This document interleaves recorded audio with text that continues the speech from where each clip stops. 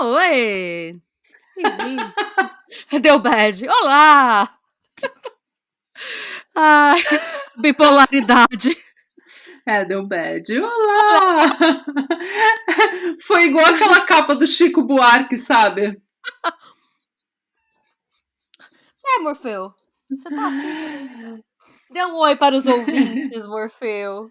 Oi, Morfeu! Tchau, Olha, ele Morfeu. tem uma coleirinha. Tem, Se foi. eu ponho coleira antipulga neles. No verão ainda vem muita pulga. Ah, chique, gente. Um gato bem tratado. Gostamos assim. Sim, um Morfeuzinho. Mas bem, e aí, como vocês estão? Vocês superaram o episódio de semana passada? Superaram o episódio da madrasta? Olha, gente, eu tô até com medo, porque quando esse episódio agora que a gente tá gravando sair, eu tenho certeza que a gente vai ter descoberto mais coisa da madrasta. Sim. É uma caixinha de surpresas. Então eu tô achando que vamos estar mais horrorizados. O nosso eu do futuro. Provavelmente. Seguimos aterrorizadas, mas seguimos sendo um podcast de True Crime com episódios semanais toda segunda-feira no Spotify, Deezer e agregadores. Então, se você gosta de crimes reais, com um pouco de humor, um pouco de leveza, um pouco de besteiras, um pouco de Morfeus, a gente... Vai, Morfeu. Segue a gente em todas as redes sociais, aqui no YouTube, dá um subscribe aqui, se inscreve no nosso canal e vai seguindo a gente, onde você achar seus podcasts, vai seguindo a gente que a gente tá lá. Trazemos tragédias. Trazemos tragédias. A Laís traz fatos, a gente traz tragédias. Trazemos tragédias. Cobramos barato. E o caso de hoje, ele não vai... É um caso que ele vai ser mais light-hearted, assim. Vai ser um caso mais levinho, mais de boas. Que é um caso que foi recomendado pela Glaucia Zanella. E agora, Glaucia, você nunca mais pode falar que eu não faço os casos que você recomenda. Fica esse shade.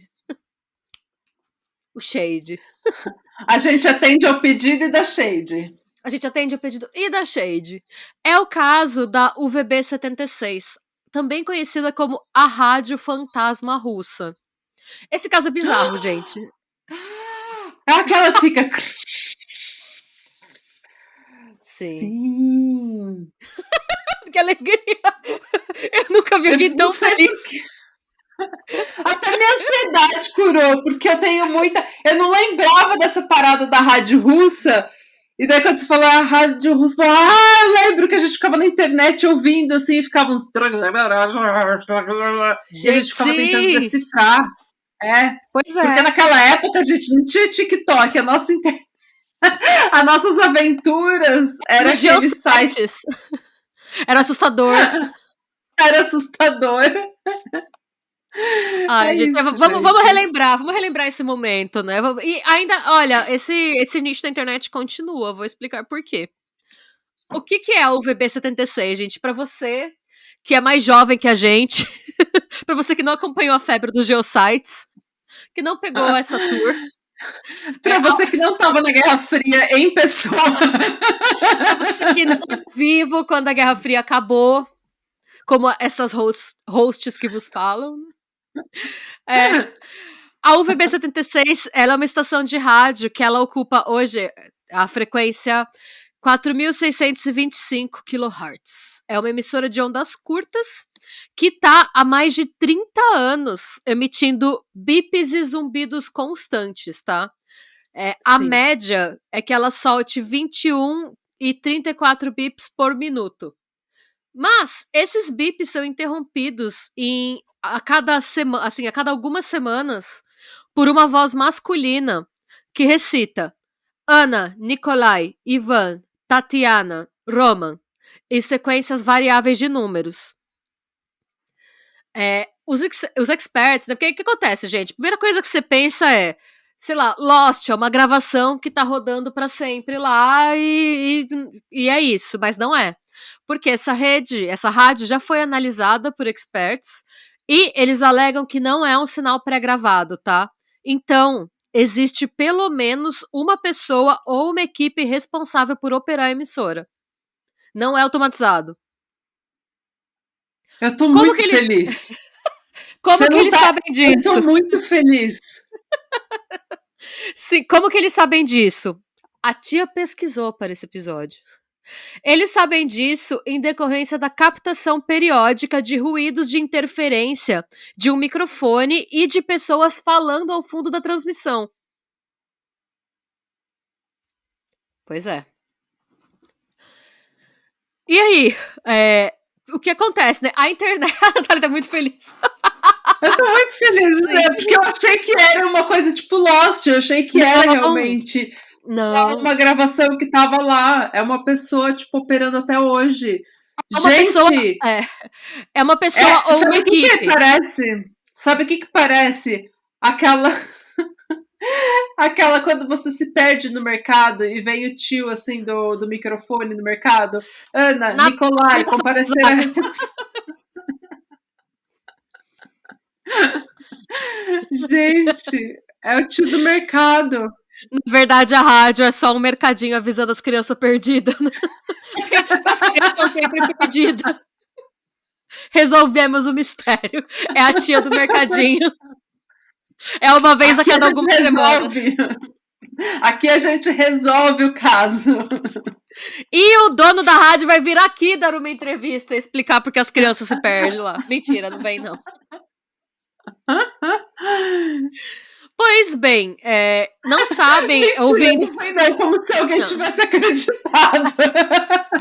Ai, não, eu não sei, porque vai que alguém vem daqui a 2 anos e processa a gente por mentir pro telespectador e falar: ah, não, vocês prometeram, eu quero ver o Russo aqui falando o que é. Não, a gente não vai fazer isso. Quero deixar Ai, registrado que eu gente. desmenti a minha piadela. Eles não sabem dizer, porque pelo que eles captam dos barulhos de fundo da transmissão, você não sabe se é uma só pessoa que opera, que às vezes conversa com alguém que vem entregar alguma coisa ou checar, ou se é uma equipe mesmo que tá lá numa salinha trocando ideia. Eles não captaram ruído suficiente para entender quantas pessoas operam a rádio. Mas a mensagem é sempre a mesma. Não. Vamos falar das mensagens daqui a pouco. Ó. Nas primeiras décadas que essa rádio foi descoberta, eles não sabiam nem de onde vinha o sinal. Só sabiam que ela existia. Só sabiam da frequência que ela estava, mas não conseguiam localizar o sinal. E o governo russo negou qualquer envolvimento com a UVB-76.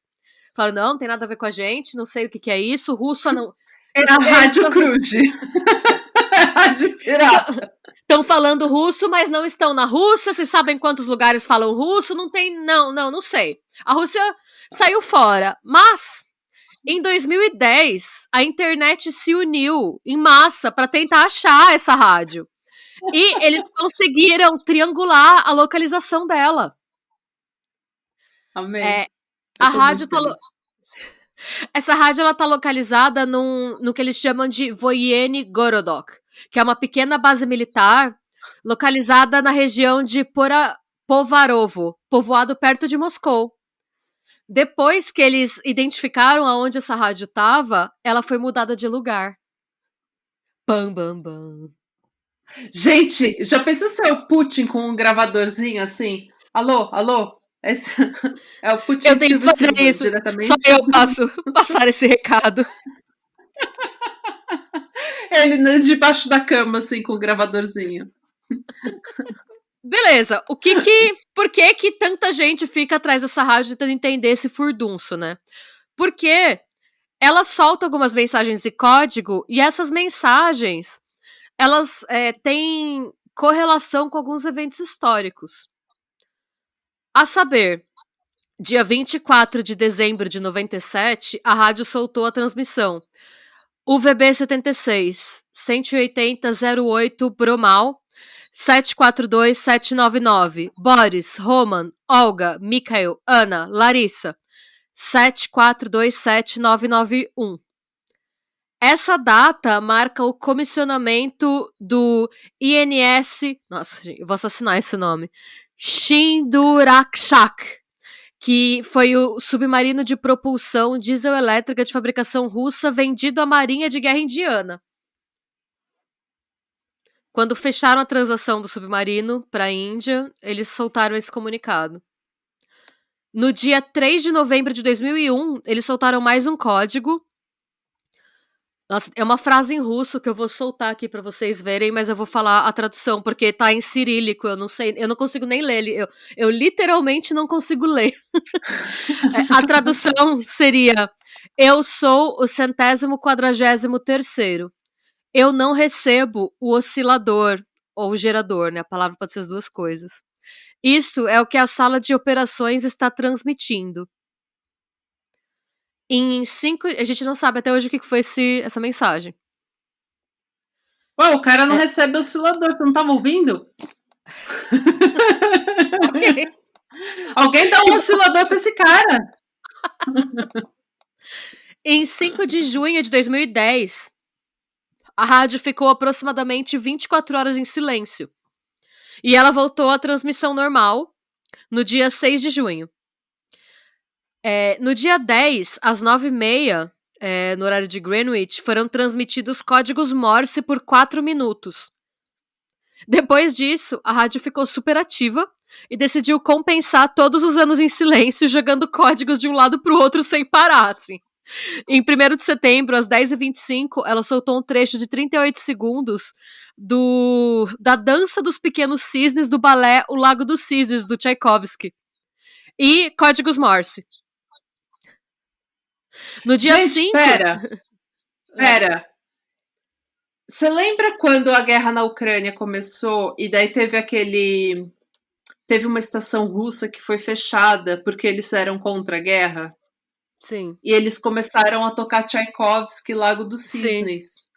E eu vi que isso é uma coisa clássica na Rússia, de dizer que, tipo, alguma coisa ruim tá acontecendo, ou que é contra a sua vontade tá acontecendo, daí você toca Lago dos Cisnes. E, gente, você que é da Rússia, por favor, Nossa, eu fiquei comenta até aqui se eu tô falando arrepiada. besteira. Comenta se eu tô falando alguma besteira, porque eu li um comentário, porque tava falando da notícia que todo mundo tava, assim, falando que eles não iam fazer propaganda da guerra da Ucrânia, da invasão russa, então a estação estava sendo fechada, eles não sabiam o que ia ser o futuro deles, mas todos eles estavam simplesmente largando o emprego, e daí tava tocando o Lago dos Cisnes, e eles comentaram que, tipo, o Lago dos Cisnes é uma coisa que na Rússia se tá tocando, é mau sinal, é porque estão querendo passar a mensagem de que tem alguma coisa ruim acontecendo. Nossa, gente. Oh, Bom. sério. Gente, se vocês souberem disso que eu tô falando, me falem se eu tô certa. Porque talvez eu sonhei. Não sei. Eu juro que eu tô sóbria, mas Não, a gente não sabe. Eu pesquisei, eu não achei nada. O mais relevante que eu achei em setembro de 2010 é que foi o aniversário de 6 anos. De 1º de setembro de 2010 foi o aniversário de 6 anos daquele atentado russo que eles tomaram uma escola e o Putin não cedeu e eles mataram todos os reféns, ou a maioria dos reféns, alguma coisa assim, sabe? Nossa, eu nem lembro disso. Foi a crise de Beslan. Eles mataram mais de 300 pessoas. Foi dia 1º de setembro, mas foi 2004. Isso aconteceu em 2010. Gente. Então eu não sei se tem alguma relação ou não. Não é no mesmo dia, né? Foi exatamente 6 anos depois que aconteceu esse rolê. Mas é uma data super... É uma data de resistência na Rússia, porque é uma das datas que a galera usa pra protestar contra o governo do Putin. Porque Claro. sempre que é o aniversário desse massacre, eles fazem alguma coisa, Eles mesmo lembram que sexta. o Putin é horrível. Bom, no dia 5 de setembro, 12h30, uma voz feminina iniciou uma contagem de 1 a 9 em russo. Uma hora antes disso, uma hora depois disso, a 1h39, 1h40 da tarde, uma voz feminina abafada leu mais uma mensagem em código. Depois, no dia 7 de setembro, teve mais uma transmissão, dessa vez com uma voz masculina. A transmissão foi às 5h48 da manhã. E a transmissão foi Mikhail Dmitry Zenia Boris. Mikhail Dmitry Zenia Boris. 04979. D-E-N-D-O-U-T.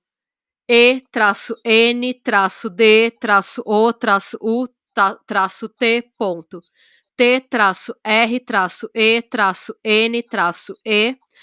04979. K-I-Y. Essa foi a primeira de 25 mensagens transmitidas até o fim do mês, seguidas por outras 56 mensagens entre outubro e dezembro. Em todas essas novas transmissões, o código inicial, que era UVB76, antes eles sempre falavam antes, né, tipo, de começar a mensagem, UVB76, eles trocaram. Pararam de falar UVB76 e começaram a falar Mikhail Dmitry Zenia Boris. O que quer dizer que a estação foi rebatizada, né, de UVB76 para MDZHB. Mikhail Dmitry Zenia Boris. Em 24 de janeiro de 2013, a rádio soltou a mensagem Objavlenia, comanda 135, que seria, em português, comando 135 iniciado. Nunca nenhum desses códigos foi decifrado. E, desde 2010, não sabem onde tá a nova sede da rádio. Meu, até hoje, de novo, gente, vamos lá. Ninguém nunca decifrou esse código. Nenhum desses códigos nunca foi decifrado por ninguém. E tem gente que tá, desde a Guerra Fria, essa galera que manja o que está fazendo e que manja de decifrar códigos. Tem um monte de gente que tenta como hobby.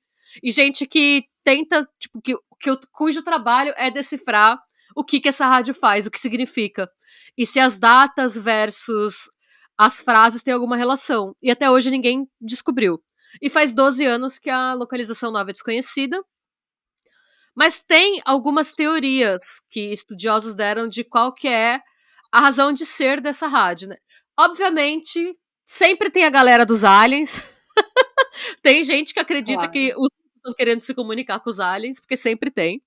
Mas tem algumas teorias conspiratórias com um embasamento um pouco melhor, assim. Essa primeira teoria veio do ex-ministro de Comunicações e Informáticas da Lituânia, tá? Então, respect pra esse cara. Falei, tem políticos cujo trabalho é tentar entender o que tá acontecendo. Ele acredita que é uma forma de comunicação das forças estratégicas de mísseis. Então, para ele, as mensagens são uma maneira de confirmar que os operadores de outras estações de recepção estão abertas. De acordo com essa teoria, a UVB-76 é um pedaço de um complexo sistema de comunicação das forças estratégicas de mísseis da Rússia. Seria uma versão russa do Emergency Action Message, EAM, dos Estados Unidos. É um sistema que envolve múltiplas rádios para você controlar o envio de mísseis. Vale lembrar que a Lituânia foi parte da União Soviética, então o ex-ministro tinha algum conhecimento de estrutura do Kremlin, né? Existe um artigo que foi publicado no Jornal Russo de Ciências da Terra, que diz que essa rádio pode ser um centro de estudo da ionosfera através do efeito Doppler. Segundo esse artigo, o Observatório Geofísico de Borak realizaria estudos e medições da ionosfera via efeito Doppler, através da emissão de ondas na frequência de 4.625 MHz, que era a frequência da rádio, né? Mas essa teoria... Por que eles iriam esconder isso? Não, e tem esse ponto foi levantado, e outro ponto é que se você fosse estudar o efeito Doppler através da emissão de ondas, você só precisaria dos chiados, não os códigos. Tipo, não faz sentido uma rádio com uma frequência... Você não precisava mudar a mensagem. Sim, você só precisa do chiado, só precisa das ondas, você não precisa de recado nenhum. Só as ondas sonoras já seriam o suficiente para fazer a medição. Então essa teoria só faria sentido se essa rádio nunca tivesse soltado mensagem nenhuma. Só chiados por 30 anos. E, gente, essas são as únicas teorias que a gente tem. Essa rádio segue no ar. Faz mais de 30 anos. A gente vai colocar aqui embaixo um link que você pode acessar para escutar a rádio em tempo real. Só tem que clicar no link e permitir que o som seja transmitido. Você pode ficar escutando, gente. É chiado atrás de chiado. Eu fiquei ouvindo mais ou menos 1 hora enquanto tava fazendo roteiro Ah. e chega uma hora que te cansa um pouco, assim, mas vamos lá, né? Vai que vocês E descobrem daí, mais. de repente, é só o Putin, tipo, embaixo da cama. Essa é a minha teoria. Eu vou deixar registrada a minha teoria para caso a gente descubra que era realmente. Eu falei primeiro aqui, você ouviu primeiro neste podcast. Quero o Putin embaixo da cama? Entendeu? E todos os personagens são o Putin, igual um filme do Ed Murphy. Que nem Todos- o Quero Ser John Malkovich. Todos. Tipo, é o Putin fazendo voz de mulher. Meu Deus. Essa é a minha teoria. Tipo, Ai. ele tá lá. Dmitry, Olga, e esse não é o Putin. Ai, gente, eu não sei. Gente, contem suas teorias. O que vocês acham que é? Porque eu achei essas duas. Eu acho que o negócio de mísseis é o mais verossímil. Tanto pelo que pode ser, quanto pela fonte, né? Verossímil. Você não acha? Que é a mais verossímil das teorias? Você acha que são aliens? Não, você acha que é o Putin embaixo da cama? Eu acho que eu já falei a minha teoria. Eu não vou voltar atrás. Tá bom. Não questiono. Mas é isso, gente. O que vocês acham? Contem-nos. Abram seus corações. Isso. Sigam seus corações no Reddit também para buscar informações e trazer aqui para o Patramada. Deixa os seus comentários. E como eu falei, gente, se inscreve no canal para esse tipo de mistérios, tragédias, coisas estranhas. Certo? E crimes. E crimes. E sejam Putin bons. embaixo da cama. Tchau. Tchau. Sloan. Oi. Olá! Bem-vindes. Bem-vindos ao Patramada Criminal, o canal do podcast Patramada Criminal. E eu não sei mais o que falar. Muito obrigada por estar aqui nesta noite de domingo. Quem vai lhe contar uma história é a Renata de Schmidt. Renata de Lima Knudsen. Eu ia falar Renata de... É a Renata Schmidt. Muito bem, sou eu. Sou eu que vou contar uma história hoje. Don't Steal My Thunder. Não, jamais. Mas tudo tá tudo... Gente, a gente tá cansada. Se vocês não estão acostumados que a gente tá cansada, a gente entra em altas presepadas. Desculpa. Gente, se é sua primeira vez aqui, nos desculpe por esta presepada. E se acostume com ela, porque vai acontecer muito na sua vida. Se você veio aqui procurando um podcast profissional, intelectual, com debates extremamente filosóficos, este é seu lugar. Ou será que não? Ou será que não? Ouvintes, não falem nada no comentário, tá? Não conta o nosso segredo. Deixa eles descobrirem sozinhos. Deixa eles descobrirem sozinhos, exatamente. Disclaimer. Nossa pesquisa é embasada em fontes jornalísticas confiáveis, que podem ser conferidas na descrição. Nosso conteúdo é criado com o intuito de informar e contar uma história, não visando de forma alguma desrespeitar ou ofender. E hoje eu trouxe mais um mistério. Eu trouxe mais um caso não resolvido. Prepare-se. Eu tô nessa vibe agora. Eu tô na vibe mistério sem solução. E eu trouxe também... Eu tô na vibe mistério sem solução e casos diferentões. Esse é um mistério sem solução e diferentão, que é o caso da Liu, que é conhecida como a Elisa Lam de Taiwan. Dun, dun, dun. Vamos lá. A gente vai lá pra 2008, quando a vida era mais fácil, pelo menos pra mim. Meu primeiro ano de faculdade, eu fui feliz em 2008. Que ano, senhoras e senhores, que ano? A vida era muito mais fácil quando o Akon era famoso, gente. Isso é verdade. E era bem a fase de Smack That. Smack That, floor on the floor, Smack That. Não podemos pôr um trecho aqui pra gente não ser desmonetizada, mas se você é tão jovem que você não lembra dessa música, google-a. Google-a. E a gente também não pode cantar, porque senão eles vão tirar nossa monetização também, porque a gente canta muito mal. Nossa, sim. A gente vai perder subscribers, vai ser cancelado. Ainda vamos lançar um CD cantando mal. Eu acho que ainda vai ser tendência. Tem tantas coisas mais estranhas já foram tendência. Gente, se você não nos conhece, todas as minhas fontes estão aqui embaixo, como sempre estão. A gente escreve e divulga as fontes. Vamos falar mais, né, sobre divulgar fontes. Exato. Mas então, voltando para 2008, mais especificamente 20 de janeiro de 2008, em Taiwan, na capital de Taiwan, em Taipei. Para quem não sabe, eu fui aprender pesquisando também para esse caso, Taiwan é parte da China, mas é uma província independente. Então, por mais que Taiwan tenha sua própria capital, suas próprias políticas e muitas coisas, ainda é uma província chinesa. Assim, é um território, né, autônomo da China, então, consequentemente, muita coisa da censura chinesa se aplica a Taiwan. Então a gente não sabe o nome completo dessa mulher até hoje, a gente só sabe que o sobrenome dela é Liu. Ok. E a Liu apareceu com a filha dela de 4 anos, que nunca teve o nome revelado, no hall do Yuanlin Financial Building, em Zhanghua, em Taiwan, perto da meia-noite. O que já foi considerado estranho, porque era um prédio majoritariamente comercial. Esses prédios bem de De business. escritório, De escritório. Tinham alguns apartamentos, mas era coisa pouca, era basicamente um prédio de negócios. Alguém apareceu lá meia-noite, era meio esquisito. O segurança perguntou pra ela, né, obviamente, por que ela estava lá, se ela ia trabalhar em alguma coisa. Enfim, tipo, amada, o que você tá fazendo aqui com uma criança? Ela estava com um aspecto muito esquisito, assim, ele fala que ela parecia nervosa, e ela disse pra ele que ela estava procurando um amigo. E ele, no que ele falou ok. Tipo, um amigo que ela conheceu, eu só tô aqui procurando um amigo. Tipo, eu sou solitária, tô procurando um amigo. Ela não deu nome, ela falou um amigo. E ele achou isso muito estranho, mas antes dele perguntar mais alguma coisa, ela correu pro elevador. E aí vocês vão ver as imagens dela no elevador, que a gente vai colocar aqui pra vocês. Essas imagens também é o que fazem o caso ser comparado também com o caso da Elisa Lam, porque ela tá muito trevosa nesse elevador, tá?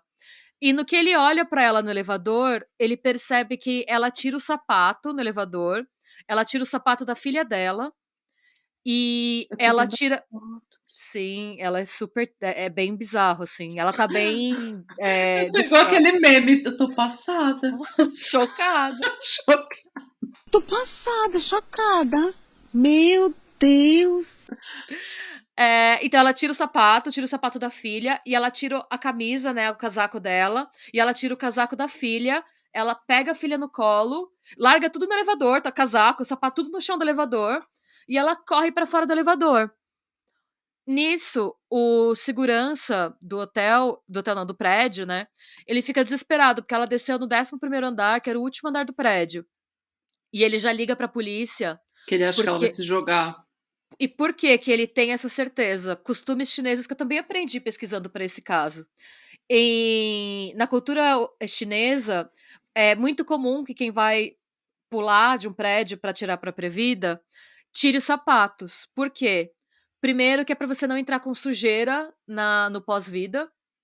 E o segundo é um cuidado para o seu sapato não cair enquanto você tá caindo e acidentalmente machucar outra pessoa. Então, Nossa, é um que hábito comum. educados que eles são. Eu achei super polite.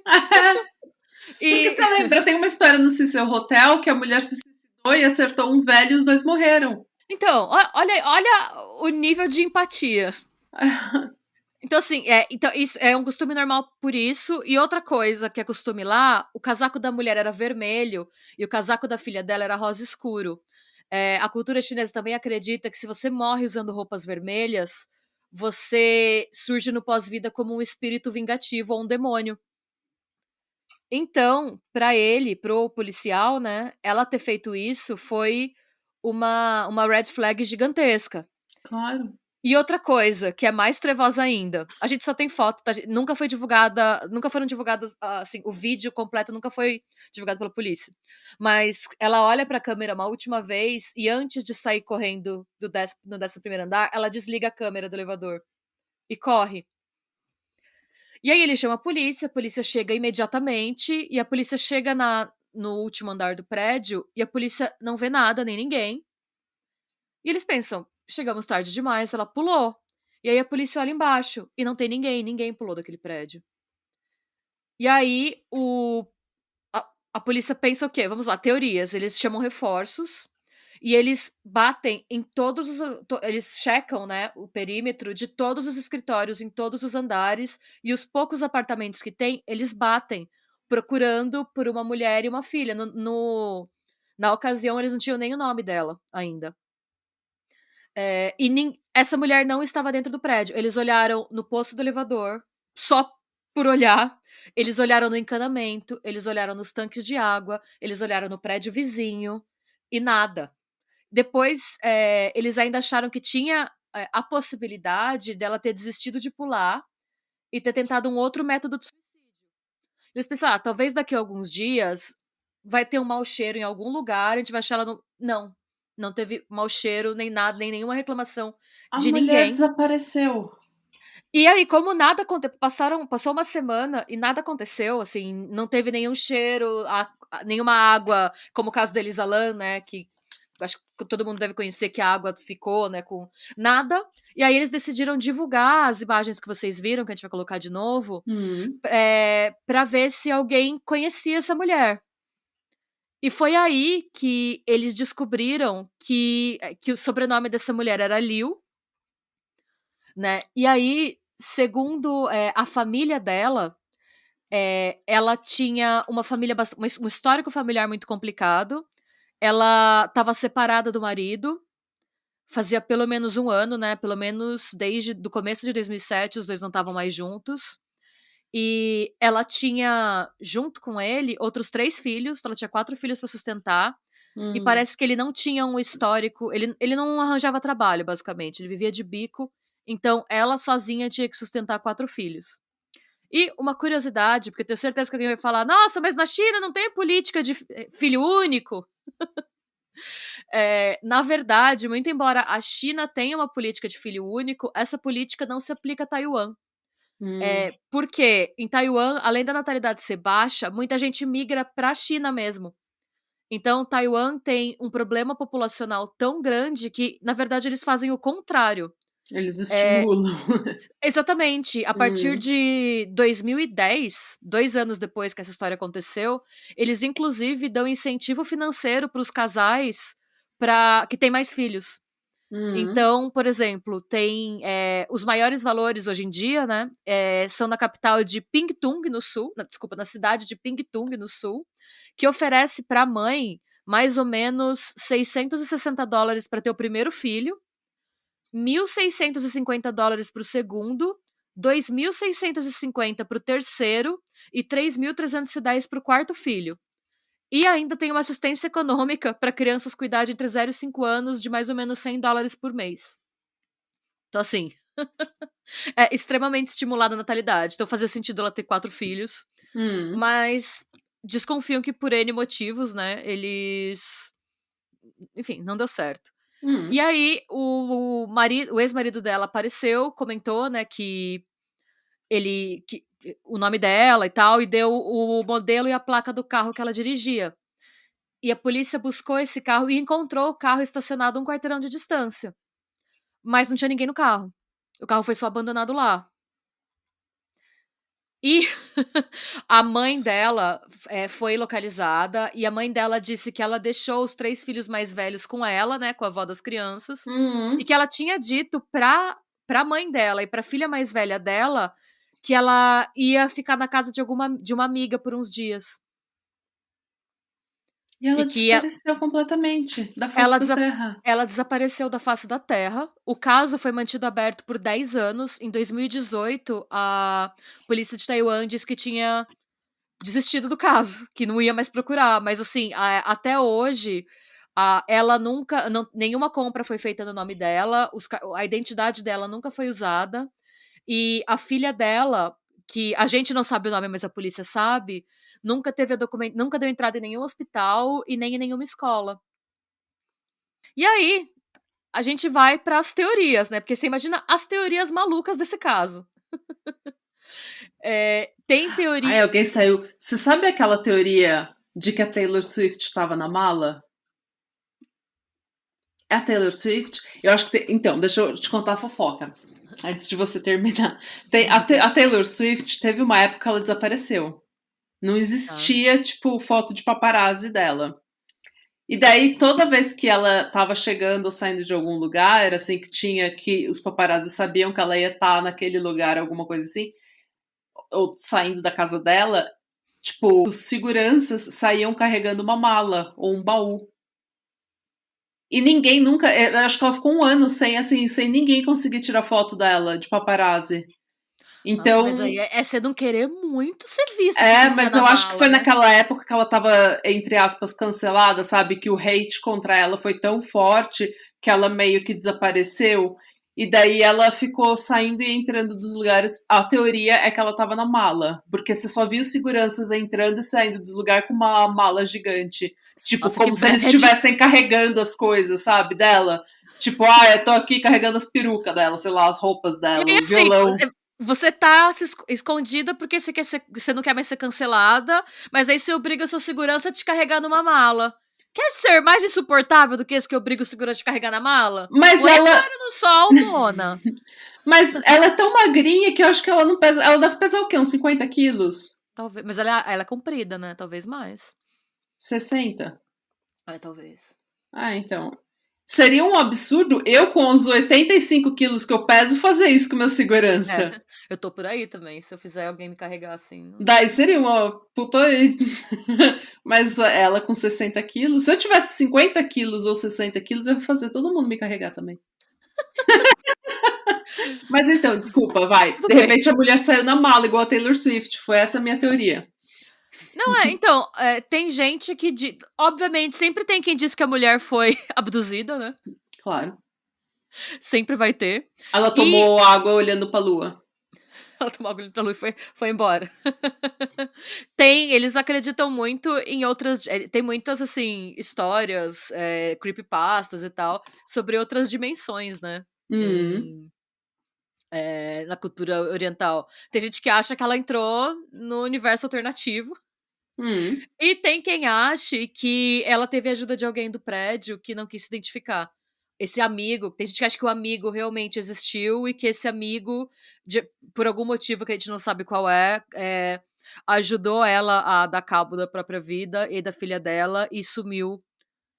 Foi interrogado, né, mas não falou nada, não falou que não viu ninguém e que deu um sumiço. Mas até hoje o caso não foi resolvido e, assim, ela sumiu no ar. Nada foi... Gente, porque foi isso que eu imagino. Tipo, alguma das pessoas que moravam lá escondem ela da polícia em algum lugar, tipo um armário, sei lá, que a polícia... Desculpa, tem uma outra teoria que eu esqueci, gente. Tem quem acha que ela só fugiu, que ela fugiu da China.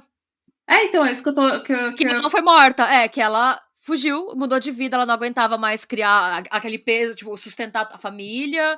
Ela pegou o filho favorito e saiu. Ou a filha que precisava dela, né, que tinha 4 anos, que era mais dependente, né, porque ela levou a mais nova. Mas aí, eu não sei se justifica... talvez ela tenha tirado os sapatos e os casacos pra despistar a galera, pra galera achar que ela pulou. E pode ser que ela esteja vivendo com outro nome, com outra identidade, em outro país, assim, tipo... É isso que eu acho que aconteceu. Esse amigo dela morava lá, ela ficou escondida durante a noite, e depois que a polícia saiu, depois que passou tudo, ele levou ela com, sei lá, uma peruca, um bigode falso, não sei... ou a filha numa mala, whatever, ou e ele ajudou... da frente, subiu por cima, porque às vezes os prédios são colados também, né, porque eles olharam o prédio procurando. E daí esse amigo levou ela até a fronteira e falou, tchau. Sim, pode ser. Taiwan não é uma ilha? Deixa eu ver, Taiwan. Não, pode ser que seja, não sei, eu não lembro. É uma ilha. Então tá bom. Tá certa. Então, gente, ela foi votada fora da ilha. Não, mas ela pode, por exemplo, ter ido de barco pra algum lugar e ter sumido no mundo, sei lá. Mas é que você é uma pessoa, você tem mais fé na humanidade do que eu, porque pra mim, esse estranho tinha matado ela, sabe? Tipo, e se livrado do corpo depois, e não, tipo, ajudado ela a fugir para um futuro melhor, né? Não, eu acho que ele ajudou ela a fugir para um futuro melhor. E como presente, se a gente atingir 10 mil, ela vai estar nesse canal. Se a gente 10 mil subscribers inscritos no canal, ela vai aparecer fazendo uma entrevista com a gente. A Natália, eu quero deixar registrado que é a Natália que tá prometendo isso. As minhas opiniões e promessas não representam as do Pod. Ou as do canal, porque, olha, eu não ponho a mão no fogo por isso aí não, não sei. Mas ia ser muito louco, É né, aquela imagina. velha história, né? Tem gente que quer trabalhar, tem gente que não quer. Eu quero achar essa mulher pelos 10 mil, mas dá pra ver que a Renata Desculpa, não tá comprometida com o canal como eu estou. desculpa. Aí a Natália vai pôr lá no Craigslist, procura-se pessoa oriental para simular a chinesa desaparecida há Ai, mais de uma gente. década. Mas é isso, gente. Qual que é a sua teoria? O que você acha que aconteceu? Você acha que ela está em Exato. busca de uma vida melhor? Mas se ela estiver em busca de uma vida melhor, ela largou os 3 filhos pra mãe dela cuidar, né? Então, ela deu um louco, né? Ela pegou Que a filha bando de favorita força. dela. Ela pegou. Poxa vida, amada. Coitada da sua mãe, sabe? E é isso, gente. Conte sua teoria. O que você achou dessa tour? E é isso. Exato. E se inscreve aqui no canal, dá like se você gostou. Se você não gostou, dá like também, porque não te custa nada e ajuda a gente. Aí você xinga embaixo, que tá tudo bem. Dá um like e fala, não Isso, dá um gostei. like, fala não gostei. Dei like só para ajudar, porque vocês são maravilhosos. É isso, gente. Tchau. Beijos. Do meu roteiro. Toda vez que a gente começa a gravar, eu tô fazendo alguma coisa.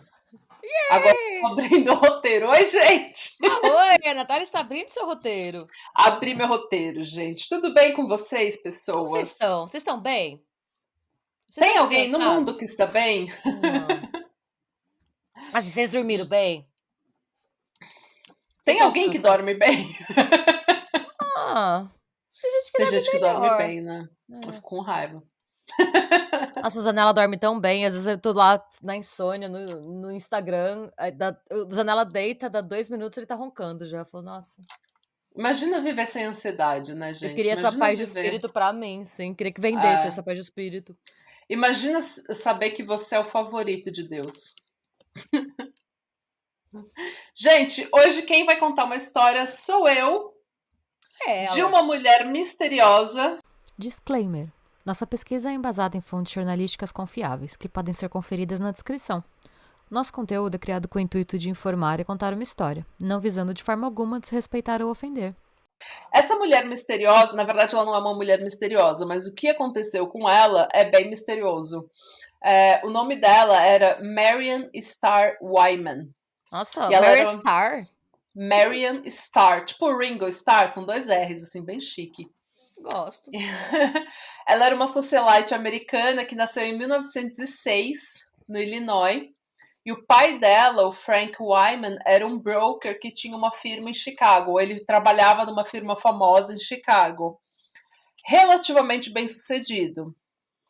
A mãe dela chamava Helen Pierce e ela vinha, eles descrevem ela como vindo de uma família, de uma ala pobre de uma família rica.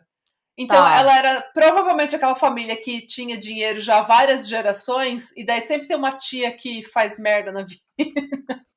E daí desanda a fortuna da família, sabe? Não estuda, não sei lá, vai casa errada, alguma coisa assim. É a tal da nobreza falida, né? Exatamente. Então ela vem de uma família que teve muito dinheiro durante muitas gerações, mas aquele ciclo, o núcleo familiar dela, mãe, pai e irmão, não era rico. Aquele núcleo familiar, particularmente, não era rico. Mas ela foi criada assim, ela morou um tempo com a avó rica dela, numa mansão. Então ela era de uma família, entre aspas, sabe, de berço, de boa família, entre aspas, né? Que eu odeio essa expressão, gente, de berço. Ai, tem berço. Tem berço de onde? Eu também tive um berço. Era das Casas Bahia? Era, mas era meu. Eu também tive berço. Dormia naquele berço, inclusive. Sim. Dormia gostoso. Saudade da fase. Aliás, saudade. Talvez a gente tenha que comprar um berço para poder dormir melhor.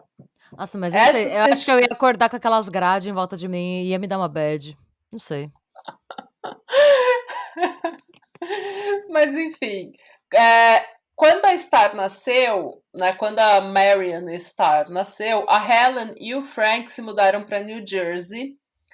E a Starr, assim, a Marian, ela era uma menina social, super inteligente, feliz, completamente normal. Absolutamente nada de errado com ela. Uma menina linda, perfeita. Ok. Quando ela tinha 11 anos de idade, a tia rica dela pagou para ela estudar na Rogers Hall Academy, que eu não sei se é uma... Parece ser muito chique. Parece chique. Parece ser aquelas academias que o povo vai de uniforme todo, sabe? Que é tipo meio integral, assim, sabe? As aulas, que você chama, os professores usam blazer. Que Tipo, você usa sociedade... um blazer azul marinho com o logo da escola, não parece? É, tipo Sociedade dos Poetas Americanos. Não, Dos poetas dos mortos. Poetas Mortos. A Sociedade dos Poetas Americanos, Natália. Sociedade dos Poetas Mortos. Muito bem. Então, e ela foi morar com a família dela em Massachusetts, e um dos parentes que eles tinham em Massachusetts era um político chamado Andrew J. Peters. Peters, ok. E ele começou a ficar super interessado na priminha mais nova. Ai, meu Deus. Detalhe, esse homem tinha 45 anos na época. Ela tinha o quê? 16? 11. Nossa, não, não, não.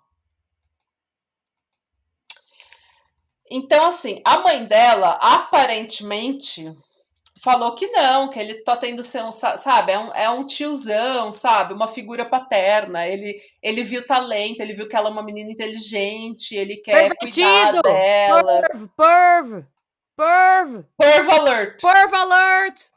Dan, dan. Você colocar assim na edição, sabe, um dan, dan, dan. Peruquento alert! Perv peruquento! É. Ok.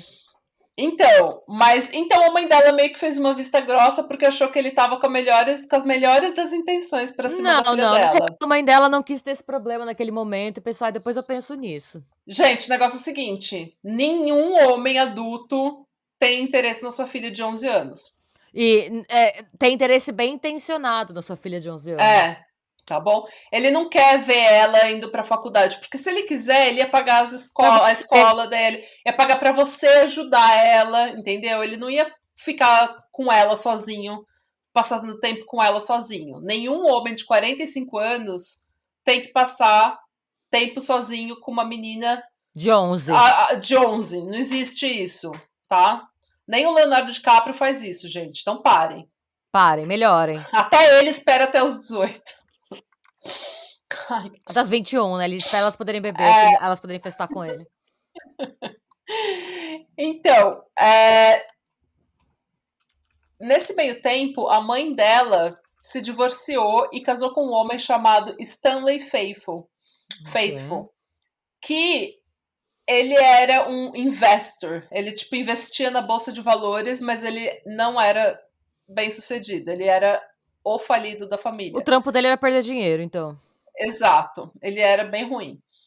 E quando ele foi ficando... quando a Star foi ficando mais velha, né? Quando a Marion Star foi ficando mais velha, o comportamento dela foi ficando cada vez mais errático. Obviamente. Porque tinha coisas acontecendo com ela e com o tal do Andrew Peters, que não deveria... O primo que não deveria estar acontecendo. Então o comportamento dela foi ficando cada vez mais errático. Ela começou a se vestir muito como homem. Isso naquela época, né, gente? Em 1920, isso. Então ela começou a se vestir como homem, como menino, ela começou a responder, ela começou a faltar na escola, as notas dela começaram a cair.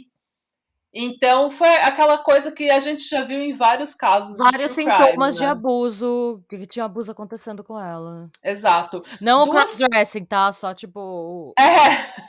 Não, tipo, o comportamento errático, as notas caindo, o desinteresse na vida escolar, desinteresse nos pais, ela tava quieta, ela tava isolada. E quando faltava só 2 semanas para ela se formar no ensino médio, ela largou a escola. Eita. Tipo, ela tava tão desinteressada que ela falou, não vou nem ficar aqui essas 2 semanas para receber meu diploma. Tipo, F this. Peraí. A família dela, então, se mudou para Nova York. E quando eles se mudaram para Nova York, eles moraram, inclusive, perto do prefeito. Eles tinham eles moravam em, tipo, Greenwich Village, que parece que é uma neighborhood bem chique. Naquela época, pelo menos. Ok. E ela começou a viver mais como uma modelo e socialite.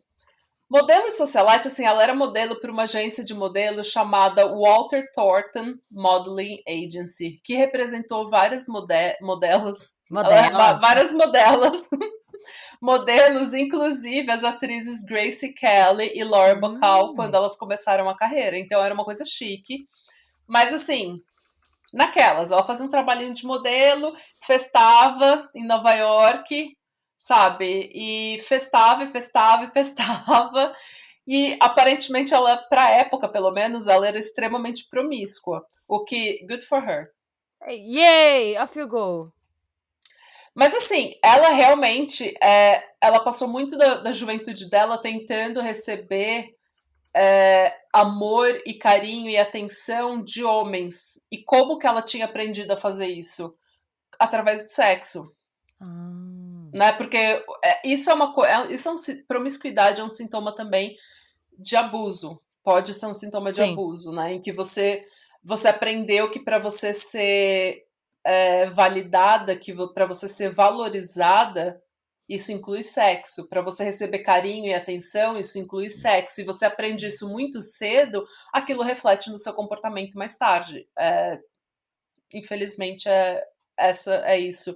E assim, foi isso que ela aprendeu, porque quando ela tinha 11 anos e as coisas começaram a acontecer com o primo dela, né, com o Andrew, ele levava ela para passeios de carro, ele buscava ela da escola, ele levava ela para viajar, eles passavam o verão juntos, eles iam para hotel junto. Sabe? Nossa, então gente, era não, uma não coisa, dá. tipo, Não. a coisa não era assim uma passadinha de mão na bunda, sabe? Era um negócio pesado que estava acontecendo. Tá. E então o trauma dela foi. A vida dela inteira foi marcada por trauma. E o pior é o saiu trauma que ele desse é trauma. ignorado pela família, que todo mundo acha que é normal, né? Exatamente. E daí, quando ela tinha 19 anos, ela foi parar numa clínica de reabilitação porque ela foi encontrada num hotel em Nova York, nua, bêbada e toda machucada, como se ela tivesse apanhado. E foi nessa época que ela confessou para a mãe dela e para o padrasto que o Andrew J. Peters tinha assediado ela e mantido relações com ela durante toda a adolescência dela. Surpreendendo um total de 0 pessoas, ou não? Os pais dela processaram ele. Tá. Só que lembra que ele era um político rico, bem relacionado, de família, né? Que vem de gerações de gente rica. O que aconteceu com ele? Nada. Nada. O que ele fez? Nada. Pagou uma quantia em dinheiro, que era o cala-boca. O cala-boca. Nossa. E os pais dela aceitaram. E como terapia, eles mandaram ela viajar. Vai pra Paris. Vai sofrer em Paris. Porque agora tem dinheiro entrando, né? Tinha uma bolada que eles receberam do cara, de cala a boca. Então falaram, vai embora, vai viajar. Que também foi um negócio, tipo, depois do comportamento errático dela, eles queriam se livrar dela. Essa é a real. Porque ela tinha 19 anos, tinha ido parar em reabilitação, ela estava tendo um comportamento já ruim há muito tempo, e eles simplesmente se livraram dela. Eles pegaram o dinheiro e se livraram dela. E ela passava vários. Isso é 1906, isso é 1920. Então, você dá pra ver que ela não estava viajando de avião. Naquela época, você ia viajar de cruzeiro, você ia no Titanic. E daí, ela passou 9 meses num cruzeiro no Mediterrâneo. Tá. Chiquérrimo. Festando que nem uma louca. Tá errado? Não tá. Julgo, não. Não, julgo de jeito nenhum. Inclusive, faria igual. Que faria e gostaria. Se alguém quiser me pagar um dinheiro... Gente, se vocês quiserem que a gente pare de passar vergonha fazendo vídeo no YouTube, pague um cruzeiro pra gente no Mediterrâneo. Exato. Se você quiser me dar o cala-boca, gente, eu nunca mais apareço no YouTube, nem no podcast, nem nada. Só me dá o dinheiro que eu saio e vou pro Mediterrâneo. Tem que ser um dinheiro bom pra não valer o que a gente tá ganhando pela monetização. Eu e a Renata precisamos ir pro Mediterrâneo por 9 meses. Daí a gente pode conversar. Esse é nosso preço. A gente no Mediterrâneo, a gente não grava. A gente vai estar no Mediterrâneo. A gente fala, desculpa, eu não posso gravar, eu estou no Mediterrâneo. E daí ela passou 9 meses, ela morou um tempo em Londres. E ela viajava, ao todo, ela fez uns 8 ou 9 cruzeiros. pela Nossa. Europa, por não sei onde, pelas Bahamas. Ela vivia em cruzeiro, adorava. E ela era super festeira, bebia com todo mundo, falava com todo mundo. Os marinheiros tudo gostavam dela porque ela era bem, E ela também devia sabe? gostar dos marinheiros. Exatamente. Tá errada, não tá errada. Essa mina aí é um dos meus 20 anos, sabe? Ai, gente, Tirando olha, dinheiro, porque eu nunca fui herdeira, mas tirando a parte do muito dinheiro, eu super me identifico com. Tô me identificando com ela. tirando a parte do dinheiro, Nova York, festeira e promiscuidade, não era eu. O meu era eu na Rua Augusta. É isso. Não tinha A Nova parte, York, não. a parte que eu era parecida com ela era de ser desinteressada, isolada. Não, o meu era eu, só que na Rua Augusta, em vez de Nova York, seria eu. Enfim, Ai, prossiga. gente, enfim, quem me dera, né? Deus me livre quem me dera. E daí ela tava festando, festando, festando, até que ela voltou para Nova York e ela abusava nessa parte de Nova York em que ela era modelo e socialite e promíscua pra época. Ela vivia festando nos hotéis e nos clubes de Nova York. E ela gostava muito de beber e ela gostava muito de barbitúricos, chama? Barbitúricos, sim. De barbitúricos, que são antidepressivos. O Não, que, que a na gente verdade, chama? um barbitúrico seria o equivalente a um Xanax, a um Rivotril. É tipo, mas é um É que o deprimente. antidepressivo é que o antidepressivo você toma sempre, continuamente, pra você ter um efeito médio. O Ah, barbitúrico você toma e na hora já bate. O antidepressivo, tipo, se você tomar, você pode tomar 50 miligramas ou 150, você não vai ter o barato na hora, assim, você não vai acalmar na hora, você tem que, acho que demora tomar pelo menos. continuamente, né? Uns 3 meses para fazer efeito, na verdade. Você começa a sentir com 2 semanas o efeito, mais ou menos, e você vai ter o efeito real do antidepressivo depois de quase um mês. O É. barbitúrico, ele é meio que resgate, assim, você tá mal, você toma, você acalma na hora. Hum. É Então, tipo pra coisa aguda, né? Pra situação aguda ali. exato, tanto que a Marilyn Hum, Monroe morreu por overdose de barbitúrico, acidental ou não, há controvérsias, hum. mas era droga de celebridade, era droga de gente rica, De principalmente gente naquela rica, época. né? Ah. Então, ela gostava muito, festava, festava, festava. Faz sentido, porque assim, você bebe muito, no dia seguinte você tá ansioso, porque você bebeu muito na É véspera, e aí verdade, você toma o nossa. barbitúrico, e o barbitúrico tira a ansiedade que você teve da véspera, Ah, sabe, você passa sem os efeitos colaterais da ressaca. ah. E daí você começa a beber, porque a única solução para ressaca é beber de novo. Não adianta Sim. dizer que não, isso é terrível. Não, a única é. Se você nunca parar de beber, Você nunca vai ficar de ressaca. Evite a você nunca ressaca, fica de mantenha-se ressaca. bêbado. É brincadeira, gente. Exato. Eu sei por experiência própria, não recomendo. Tá? Chega uma hora que você tem que parar e daí você tem 4 ressacas na conta, fia. Gente, a conta vem, gente, a conta A vem. conta sempre Jovens, a chega, conta vem. tá? Mas e daí que aconteceu? No dia 8 de junho de 1931, o corpo de uma mulher foi encontrado Tá. numa montanha de alga, assim, num bolo de alga marinha, numa praia em Long Island. Ela estava vestindo um vestido caríssimo da marca Lord Taylor e ela estava com as unhas bem feitas e o esmalte vermelho. Ela tinha vários hematomas no corpo e a autópsia revelou que ela tinha ingerido uma alta quantidade de barbitúrico. Quando o corpo dela foi identificado, eles descobriram que era a socialite Star Faithful. Eita. Porque Star Faithful foi o nome que ela adotou depois que ela ficou conhecida na roda em Nova York, né? Tipo, Tá, ela não era conhecida por Marion Starr, ela era conhecida por Star Faithful, que era o nome do padrasto dela. tá. O corpo foi identificado então como Star Faithful e a investigação mostrou que no dia 29 de maio ela tinha desembarcado de um navio num dock em Nova York, porque ela era louca dos navios, como eu tava falando, né? Ela Ela amava um cruzeiro. adorava um cruzeiro, adorava um navio. E daí ela desembarcou do Franconia num dock em Nova York e ela tava bêbada e gritando, tipo, kill me, kill me. Tipo, ela fez um Eita. fuá nesse negócio. Não sei se ela desembarcou ou se ela foi desembarcada. Altas Porque presepadas de ela estar tava fazendo feito. umas presepadas. Quem nunca, né? Quem nunca fez presepada bêbada? Quem nunca fez uma cena? No dia 5 de junho, ela saiu do apartamento dela, da família dela, às 9h30 da manhã. E ela entrou de penetra num cruzeiro Mauritânia que ia para as Bahamas. Entrar de penetra no cruzeiro é muito coisa de rico, né? Muito coisa de rico. Aparentemente ela foi descoberta e expulsa do cruzeiro antes deles partirem para as Ah, tá. Bahamas. Ela não podia falar, eu tenho dinheiro pra bancar. Você sabe quem é meu pai? Mas enfim, no dia 6 de junho, e aí que fica, aparentemente ela foi desembarcada do Mauritânia antes deles irem para Bahamas. Tá. Não é completamente certeza isso. Porque no dia 6 de junho, eles viram uma mulher com as características dela num hotel com um homem, num hotel Tap, uma coisa assim, eu não lembro do nome do hotel, numa praia em Long Beach. Tá. E aparentemente eles discutiram e ela saiu do hotel com um grupo de homens, um grupo de gente festeira. Tá. Foi festar. Só que essa mulher não se tem certeza de que essa é a Star Faithful, Até mas é com porque as características dela. eu imagino, não tenho certeza, né? Tô falando, tipo, mas eu imagino que essa galera com dinheiro deve ser que nem, tipo, influencer brasileira, que tem tudo a mesma cara.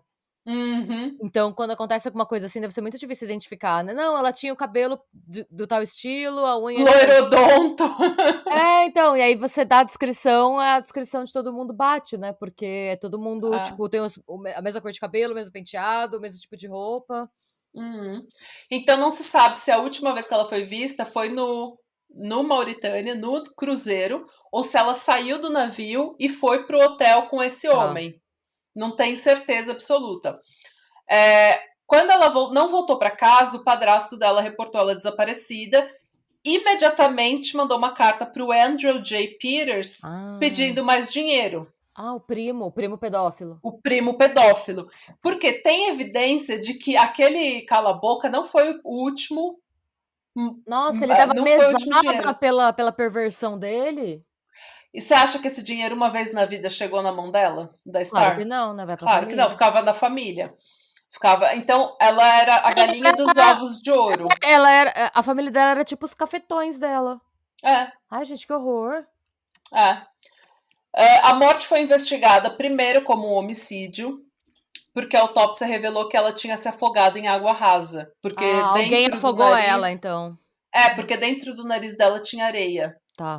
E ela tinha hematomas no pescoço, como se alguém tivesse segurado a cabeça dela na praia, na água rasa. Tá. Além disso, no diário dela, eles acharam indicadores que ela continuou dormindo com o Andrew no decorrer dos anos depois que ela já estava adulta. Então, uma vez, nessa promiscuidade dela, uma vez ou outra, eles se encontravam e transavam. Então, entendi. E ele sendo extorquido, ele podia muito bem ter matado ela. Essa é a teoria que o padrasto dela defendeu até o último dia da vida dele.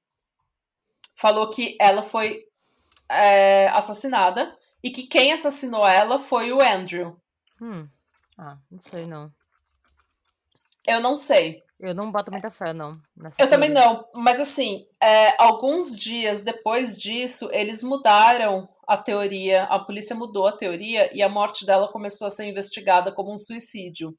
Porque um amigo dela tinha recebido algumas cartas onde ela narrava estar extremamente deprimida. E no diário dela dava para ver que ela estava extremamente deprimida. Mas você porque na carta que esse amigo deu, ela escreveu assim para ele: eu quero acabar com a minha existência, com a minha inutilidade. Eu quero acabar com isso antes que eu arruine, não. Antes que eu acabe com a vida de mais uma pessoa, antes que a minha existência acabe com a vida de mais uma pessoa. Tudo é anticlimático para mim agora. O que eu quero é Oblivion. O que ela quer é, tipo, nada. Ela não quer sentir mais nada. Não, é um surto depressivo, né? Dá pra ver que uma mensagem é um surto depressivo. Mas... Então, e assim, ela, obviamente, por tudo que aconteceu com ela e por como a família dela tratava ela, pela história inteira dela, ela era uma pessoa extremamente deprimida. E dá pra ver porque ela queria tanto ter atenção das pessoas e tanto, assim, ter amor e carinho, e ela nunca conseguiu isso sem estar relacionado com sexo, né? A família dela explorava ela, o Andrew explorou ela, homens exploravam ela, porque ela tinha a fama, né, de promíscua, de ser fácil. Então, a gente não sabe o que acabou com a vida dela. A gente não sabe se ela estava no navio e caiu e sofreu mas aí não ia ser afogamento em água rasa, né?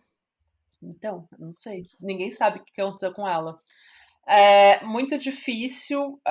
Ninguém nunca foi preso pelo assassinato dela, porque realmente eles simplesmente concluíram que era um suicídio, pela quantidade de droga que ela tinha consumido e pelas cartas e pelo diário de como ela estava deprimida. Outras pessoas também tinham dito que ela já estava assim, extremamente deprimida e ela bebia muito, então todo mundo via que o comportamento dela estava cada vez mais errático. Destrutivo. Então, assim, o Peter aparentemente morreu de pneumonia em 1938, bem feito.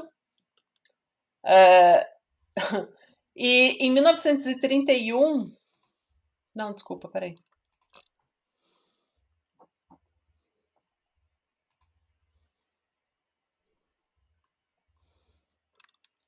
Eita.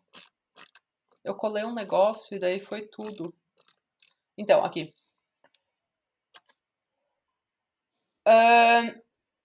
Então, o Peter morreu de pneumonia em 1938. Em 1935, o John O'Hara escreveu uma novela baseada... Uma novela não, um romance baseado na vida da Star Faithfull, que chama Butterfield 8. E virou um filme com a Elizabeth Taylor, que eu acho que no Brasil chama Disque Butterfield 8, uma coisa assim. Eu vi esse filme quando eu era muito pequena, com a minha mãe, tipo, eu tinha uns 11, 12 anos, e a gente acordava todo domingo de manhã para ver filme antigo. E eu lembro de ter visto esse filme. Extremamente nova para ver esse filme, mas eu não lembro direito, então. E é isso, gente. E é isso. É isso, a gente não sabe o que aconteceu. Existe um livro sobre a vida dela que aparentemente é o melhor livro já escrito pela vida dela, que é The Passing of Star Faithful, do Jonathan Goodman. Então fica a recomendação, se alguém quiser ler. E deixa aqui nos comentários o que você acha sobre a morte dela, quem que matou ela. Nossa, teoria. Quem você acha que foi? Quem matou? Pode ter sido alguém que nunca tinha conhecido ela. Alguém que tentou estuprar ela, ou alguém que queria ficar com ela e ela não quis, porque, sei lá, não tava afim, ou ela estava muito dopada para conseguir ter sexo, e eles ficaram frustrados e bateram nela. Não sei. É muito difícil saber o que aconteceu com ela. E essa é a triste história dela. Segura essa bucha. Boa segunda-feira pra vocês. Boa segunda-feira com essa. Exato. Mas, nossa, eu amei. Eu não conhecia. Eu adoro um crime vintage. Eu também. Realmente não conhecia. Não conhecia essa história. Arrasou. Eu fiquei com muita pena dela, na verdade, porque é uma pessoa que ela foi violentada e abusada a vida dela por todo mundo que conhecia ela. É isso, gente. Se inscreve no canal, ativa o sininho, segue a gente nas redes sociais e ouve o nosso podcast Pátria Amada Criminal, que tá no Deezer, no Spotify e nos agregadores. Deixa review no iTunes, deixa review aqui, deixa review em tudo. Espalha a palavra. Reviews para todo lado. E aí, Ok. E é isso. Eu não sei onde que a Renata tá indo com esse negócio, então vou parar por aqui. Tchau. Olá, senhoras e senhores. Sejam muito bem-vindos ao Pátria Amada Criminal. Bem-vindos. E aí, gente, todo mundo bem? Todo mundo tá feliz? Todo feliz? Mundo quer cantar? Quer cantar? Todo mundo pede bis? E não para de gritar? Não, quando para de tocar. Quando para de tocar. Não, perdão. Faz muito tempo que as tias viram Xuxa, gente. Então, Nossa, faz mesmo. gente, faz muito tempo, gente. Faz muito tempo. Essas bolsas nos meus olhos não existiam ainda. Nossa, aliás, essa semana comentaram no nosso canal falando que no nosso último vídeo, que saiu semana passada, a gente tava parecendo a Trinity, você e a Velma do Scooby-Doo, Eu achei essa comparação tão maravilhosa, porque eu olhei, aí eu pensei, eu não sou a Velma. Aí eu parei, nossa, eu sou muito Velma. Você é ruiva de óculos. Eu sou muito, não, mas eu sou muito Quem Velma. que é a Trinity? De Matrix. Ah. É, Só aquele eu meme com do certeza não era, a Pernalonga, que ele Trinity tá não assim. era eu. Achei, nossa. Mas eu amei, e aí eu fiquei pensando no conceito da Trinity e da Velma juntas, resolvendo crimes. Fiquei me achando agora, gente. Fiquei toda mostrada agora. E eu amei, porque ia ser super assim. Eu ia super ser a nerd que acha as informações e você ia lá correndo batendo nas pessoas. Eu ia tacar tiro. Você que é essa pessoa que quer eu saber. recolherei depois. É você essa pessoa que quer saber, tipo, pular pela janela, rolar 3 vezes no chão e, tipo, dar uma chave de coxa nos meliantes. Eu ia estar lá no computador. Vai em tal lugar, aperte tal botão e você vai achar tal coisa. Com, tipo, um computadorzinho fazendo tec-tec. Aí eu Eu acho que pensei, a gente ok. precisa dessa fanfic na nossa vida, gente. Sim, Quem trabalha com a gente- animação, por favor, fazer essa fanfic. Exatamente. Eu sou a nerdola das tecnologias e a Natália super-heroína que entra em ação. E eu crossfitando pelo mundo, sem saber E nem você, onde, sim, não saber nem o que tá acontecendo. A Renata fala, vai, eu vou. yeah. Eu gostei, eu apoiei essa fanfic, eu achei engraçado. Eu também. Gente, eu trouxe um caso super tranquilo, né? Porque depois da semana que a gente teve, da semana passada, né? Foi difícil. A gente ficou todo mundo deprimido, ficou todo mundo. Eu falei do caso do vídeo da semana passada até na terapia. E juntando isso com o caso do cão orelha, tudo que está acontecendo no mundo, tá difícil. Tá difícil Nossa, respirar. Gente, aliás, falando sobre o cão orelha, muita gente mandou pra gente e tal. Acontece que eu não consegui nem ler o relatório da autópsia. No primeiro parágrafo, meu olho encheu de água, e aí eu pensei, gente, não tem condição. E Não. só, assim, é engraçado, né? Como casos nacionais mexem mais com a gente, parece que bate mais perto de casa, né? De fazer o caso da Daiane também e de ler sobre o caso do Orelha, eu tive uma semana horrível. Eu tive muita raiva semana passada. Em teoria, comigo, na minha vida pessoal, não tinha nada de ruim acontecendo, mas isso estar acontecendo no Brasil me deixou assim. O caso muito da mal. Daiane me quebrou de uma forma, porque até então eu sabia o que tinha, eu sabia mais ou menos o que tinha acontecido, mas eu não tinha os detalhes, eu não sabia o, né?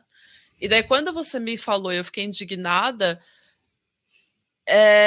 eu precisei, assim, eu fiquei atordoada, parecia que eu conhecia ela, parecia que era uma pessoa da minha família, e eu tava tão triste a semana inteira, e daí todas essas mensagens o pessoal falando, ai, falem do cão orelha, falem do cão orelha. Gente, eu nunca dei tanto graças a Deus que eu não estou em Instagram, em Facebook, em nada, porque foi assim, só no YouTube eu já recebi tanto material e eu chorava todas as vezes, e eu começava a agarrar o George, que não estava entendendo nada, agora o cachorro tá ansioso, achando que eu vou morrer, porque eu tava agarrando ele, chorando o tempo todo. Meu Deus. Então, a gente não tem condições, assim, psicológicas mesmo de tratar desse assunto. É um assunto que, infelizmente, saiu até uma matéria no BBC dizendo que esse tipo de caso não é um caso isolado no Brasil. Tá acontecendo grupos de ódio, grupos no Discord, incentivando esse tipo de crime, normalmente com gatos, normalmente com filhotes. É uma coisa que está acontecendo pelo Brasil inteiro e que não é novidade. Então, tá muito difícil. A gente não vai conseguir fazer esse caso, até porque a gente não vai conseguir fazer melhor do que tá todo mundo falando desse caso. A gente não vai conseguir fazer uma matéria melhor. A gente faria uma matéria melhor do que a do Fantástico, né? Mas vamos deixar o shade a Rede Globo aqui. enfim, gente, tem muita gente tratando, tem biólogo Henrique, tem Luísa Mel, até eles estão unidos nessa causa, tá ótimo, mas a gente não consegue fazer um episódio sobre isso. Então, depois dessa semana desgraçada, né? Sim. Eu trouxe um caso que, assim, é um caso que não fede nem cheira, é só pra gente ver. Mas vai nos entreter, você sempre traz casos que nos entretêm. Assim, é puro entretenimento, ninguém tá nem aí pro que tá acontecendo, é um caso vitoriano. Entendeu? Eu adoro um crime vintage, Se fosse eu não sei porquê. resolvido ou não ia fazer diferença na nossa vida, porque às vezes a gente precisa de um mistério, mas algo que seja menos triste, menos desesperador do que o que a gente tem visto no Brasil, né, gente? E no mundo. Como se... Sabe aquele lance do no tempo da maldade a gente nem tinha nascido? Tipo, foi tão longe. E eu acho que vira meio que uma ficção. Com exceção de casos muito, né, gente? Casos em que o nazismo tá envolvido, esse tipo de coisa, coisas políticas. Nesses casos mais, assim... Que não envolvem grandes tragédias contra a humanidade, esses casos que são tipo casos isolados e tal, tipo que a gente já fez do Dr. Creepin, gente, esqueci o nome, da Agatha Christie, do Chaplin e tal, é quase uma ficção mesmo, é como se fosse num tempo, eu crio a ilusão de que hoje em dia não é mais assim. É meio que, eu acho que é meio que isso, a gente cria a ilusão de que não é mais assim. Então, afeta menos a gente. E também o fato deles não terem mais parentes vivos, né? O que, enfim, daí acho que ajuda também, né? A leveza. É o oposto do caso brasileiro, é mais longe. Nos afeta menos porque tá mais longe da nossa realidade, né? Até porque eu não sou uma mona barbuda que inventou absolutamente nada. Eu nunca inventei nada, gente. Eu só inventei moda na minha vida. E eu vou explicar porque que eu tô falando disso, gente. Hoje a gente vai falar de William Cantelo. O William Cantelo nasceu em 1830 na ilha de White. Eu nunca tinha ouvido falar nessa ilha. E daí, nos dois últimos casos, nesse caso e no do Graham Young, eu falei dessa ilha, porque o Graham Young foi enviado para uma prisão nessa ilha, que é no sul da Inglaterra. É uma das ilhas britânicas. Eu nunca tinha ouvido falar nessa ilha, e em 2 casos seguidos ela apareceu. E as ilhas britânicas são muito curiosas, né? Porque a gente não presta muita atenção nelas. Eu já caí nas ilhas britânicas por acaso quando eu tava pesquisando o caso dos faroleiros, lembra das Ilhas Flannan? Sim. Eu fui dar um zoom porque é nas ilhas escocesas, que também são ilhas britânicas, né, lá. E aí eu tava procurando, eu vi várias ilhas que eu nunca tinha nem ouvido falar. Eu pensei, gente, olha... Então você fala, meu Deus... É isso mesmo, tipo, meu Deus... Estou descobrindo a geografia agora. Não, e tipo, nossa, o mundo é tão maior, né, do que a gente pensa que é. O mundo é tão grande, na verdade, né? Tipo, então... olha... E daí você olha o mapa, assim, né, do arquipélago, das ilhas, e fala, olha, tem gente filha da... Aqui, tem gente filha da... Aqui, tem gente filha da... Aqui, tem gente vários filha colonialistas. Em todo lugar, entendeu? Mas o William não era uma dessas pessoas. Ele nasceu em 1830 e se tornou engenheiro, abrindo sua própria loja na French Street, em Southampton, também no sul da Inglaterra. Ele teve 3 filhos, 2 deles meninos, que seguiram na profissão do pai. Ele também era landlord da Old Tower Inn, um pub ao lado da Arundel Tower. Essa torre, é realmente uma torre em Southampton, tipo um castelinho com uma muralha de pedras, exatamente como vocês imaginam. E o pub era construído na parede da torre, assim, na parede da muralha ali. Tá. E é um pub super histórico em Southampton, tem vários registros históricos, e ele era o landlord, que eu imagino que era a pessoa que estava com a propriedade na época, que tinha comprado a propriedade na época. Agora, eu não sei... Faziam dinheiro. Faziam dinheiro, né? E no pub, abaixo do pub, como era muito normal nessas construções antigas, tinha um túnel que ele converteu em uma oficina para que ele pudesse trabalhar nos projetos dele. Então era uma oficina cheia de cacareco, ele engenheiro de formação, adorava inventar coisas, né? Então ele ficava trabalhando nessa oficina. Na segunda metade do século XIX, o mundo passava por mais uma revolução bélica, né? Durante a Guerra Civil Americana, que durou de 1861 a 1865, foram usadas as primeiras metralhadoras, armas com potencial de destruição que o mundo até então desconhecia. Com isso, engenheiros e inventores do mundo inteiro começaram a aperfeiçoar essas armas, com o intuito de serem o próximo grande inventor, porque eles sabiam que se você fizesse armas muito poderosas como a metralhadora, se você desenvolvesse, ampliasse esse projeto, você ia vender isso para os governos, né, o governo britânico, e você ia fazer dinheiro e fama. E você já viu as primeiras metralhadoras Eram dos filmes de guerra? bizarras. Que você girava o negócio assim e ia. Era bizarro, Então, você ficava muito exposto. É é desesperador ver. interessantemente, a metralhadora, assim como todas as armas de alto potencial de destruição que vieram depois e antes, ela também era conhecida como a arma que acabaria com todas as guerras. Porque isso era o que eles falavam da bomba atômica, né? Essa é a Sim. arma que vai acabar com todas as guerras. Porque se eu tiver essa arma, ninguém vai me atacar e a paz vai reinar no mundo. O problema é que todo mundo quer ter essa arma, né? Hoje a gente sabe que como essa história terminou, né? Ou melhor, não terminou, a gente ainda está inventando a arma que vai acabar com a guerra no mundo.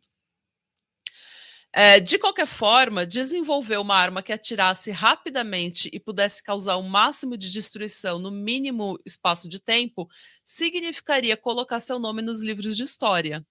E o William, então, engenheiro, inventor, com a ajuda de seus 2 filhos, começou a desenvolver a própria arma. Uma arma que usaria a força do próprio recuo para preparar o tiro seguinte, uma metralhadora automática. Sem aquela roda, sem aquela exposição, né? Porque é isso que as automáticas fazem. Elas usam o recuo para já engatar o próximo tiro e elas vão atirando até que não haja mais balas.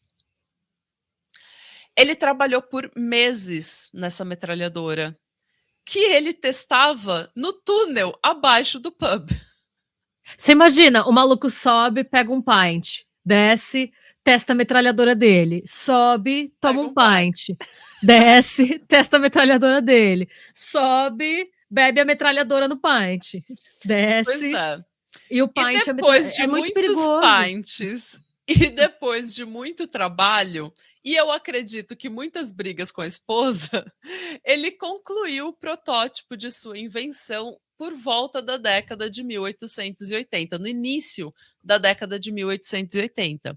Então ele trabalhou, projetou, desenhou, calculou, fez um protótipo. Ele falou: agora está aqui, essa é a minha invenção. E foi aí que a história do William acabou. Isso porque o William simplesmente desapareceu da face da Terra. Meu Deus! A primeira versão da história diz que o William, após concluir o seu projeto, resolveu tirar umas merecidas férias e nunca mais voltou. Uma outra versão diz que ele, com o projeto em mãos, teria empacotado tudo e levado e ido viajar para vender essa nova invenção e nunca mais voltou. A gente não sabe exatamente qual que é a versão correta, porque nem as fontes que eu usei, que estarão aqui todas na descrição desse vídeo, elas sabem dizer, elas dão as 2 versões. O que a gente sabe com certeza é que esse homem saiu e nunca mais voltou para Southampton, nem para sua família, que agora passava os dias procurando pelo pai. Gente, mataram esse homem porque ele ia inventar para roubar a invenção dele, será? Eles chegaram a pagar um investigador particular que teria rastreado o William e, assim, confirmado que ele teria ido para os Estados Unidos. Só que essa confirmação, ela era assim, ele foi para os Estados Unidos e chegando lá, não se sabe o que aconteceu. Não se comunicou com ninguém, não... Pois é. Isso foi tudo que ele conseguiu. E era como se o William tivesse virado um fantasma do dia para a noite. Ou da noite para o dia. E calma que ela fica mais intrigante essa história, porque os anos se passaram e um belo dia os filhos do William ficaram em choque quando eles se depararam com a fotografia de um homem chamado Hiram Maxim, que estava nos jornais. A foto estava nos jornais e eles falaram: gente, esse é meu pai. O tal Hiram era tão parecido com o William que a família começou a acreditar que o pai tinha abandonado a família para assumir uma nova identidade. Essa desconfiança era exacerbada pelo fato de que boa parte do dinheiro do William teria sido movido de suas contas após o seu desaparecimento. Ele largou a família para começar outra vida. Então, quem era E essa roubou Mona? o dinheiro deles. Então, eles viram esse Hiram Maxim no jornal. Mas quem era essa Mona Hiram Maxim? Quem é essa era a Mona bigoduda, como eu falei, né? O Hiram Stevens Maxim era um inventor americano que havia imigrado para a Inglaterra em 1881. E uma de suas muitas invenções era a Maxim Gun, a primeira metralhadora completamente automática do mundo. Gente, é o mesmo homem! É o mesmo homem! A Maxim Gun, ou metralhadora Maxim, que foi vendida ao governo britânico, foi utilizada e utilizada em muitas de suas guerras coloniais. Assim, essa foi a febre, tá? Todas as guerras coloniais do início do século XX foram por essas metralhadoras Maxim, essa Maxim Gun. E ela era estranhamente similar à arma desenvolvida pelo William Cantelo. No entanto, quando a família do William tentou desafiar o Hiram e tentar desvendar o mistério do sumiço do pai, o Hiram meio que... Quem é tu, Mona? Ignorou a família. Eles chegaram a ver o Hiram, eles chegaram a descobrir, não sei como, que ele ia estar na estação em Waterloo. Eles foram até a estação de trem, viram o Hiram e saíram correndo, gritando, pai! E daí o Hiram teria virado, falado, o que eu posso fazer por vocês, meninos? E pulado no trem que já estava saindo. E quando eles tentaram de novo, né, falar com esse Hiram Maxim, eles não receberam nenhuma... Eles não estavam nem aí. O Hiram não estava nem aí para eles, entendeu? Eles falaram, não sei quem é tu, me deixa em paz. Gente, a história oficial do Hiram Maxim é de que ele nasceu em 1840 no estado do Maine, nos Estados Unidos, e mais tarde se mudou para o Massachusetts, onde ele teria trabalhado na fábrica de máquinas de seu tio, Levi Stevens. Ele então teria iniciado a sua carreira de inventor e começado a trabalhar por conta própria, sendo creditado por diversas invenções como o sprinkler de incêndio, aquele chuveirinho automático que aciona quando começa a pegar fogo. Ele desenvolveu muita coisa. Ele fez vários tipos de motor, ele patenteou várias coisas. E ele também desenvolveu e instalou as primeiras lâmpadas elétricas em um prédio na cidade de Nova York, que foram instaladas no Equitable Life Building, em Manhattan, no final da década de 1870. Em 1878, ele cofundou a United States Electric Lighting Company com um homem chamado Edward Weston para comercializar seus projetos. E ele se envolveu em diversas longas disputas de patentes com ninguém menos que Thomas Edison, dizendo que ele era o real inventor da lâmpada incandescente. Eu não duvido. Eu também não. Em uma dessas disputas, ele dizia que a patente da lâmpada incandescente só foi dada ao Edison devido ao seu melhor conhecimento da lei de patentes. O que é um rumor que ronda a reputação do Thomas Edison, né, gente? Que ele era péssimo, ele era um plagiador. Se ele roubou, o que ele tinha era dinheiro e conhecimento de lei de patente. Exato, daí ele ia lá, via alguma coisa, nossa, olha a ideia que eu já tive, ia lá e patenteava. Ele é acusado por vários inventores, ele roubou muita coisa. Ele roubou muita coisa. Mas eu Vamos descobri, contribuir para tornar isso mais conhecido, tá, gente? mas eu descobri fazendo esse roteiro que isso era meio que comum na época. Em 1881, o Hiram se mudou para a Inglaterra, onde ele foi naturalizado em 1899 e se tornou cavaleiro do Império Britânico em 1901, ganhando assim o título de Sir Hiram Stevens Maxim. Ele morreu em 1916, um homem extremamente rico, enquanto jovens europeus se matavam durante a Primeira Guerra Mundial usando armas derivadas de sua invenção. A história do Hiram Maxim foi contestada durante muito tempo, pois a família do William Cantelo continuava afirmando com todas as letras de que ele era, na verdade, o William sob uma nova identidade. E daí, a nós, caros, né, pobres mortais, só nos resta teorizar o que aconteceu aqui, né, gente? Por quê? A gente sabe que o William existiu. Existem registros de diversos homens chamados da linhagem ali Cântalo que de fato trabalhavam com armas de fogo e pelo menos um deles de fato se mudou para os Estados Unidos. Isso a gente tem registros históricos. A gente sabe que o William tinha uma família, que ele era um homem muito simpático e popular e que ele se relacionava muito bem com os seus vizinhos, apesar dos barulhos vindo do túnel do pub. Então, estariam os filhos de William corretos? Seria ele o Hiram Maxim ou seria Hiram Maxim o William Cantelo? Provavelmente não.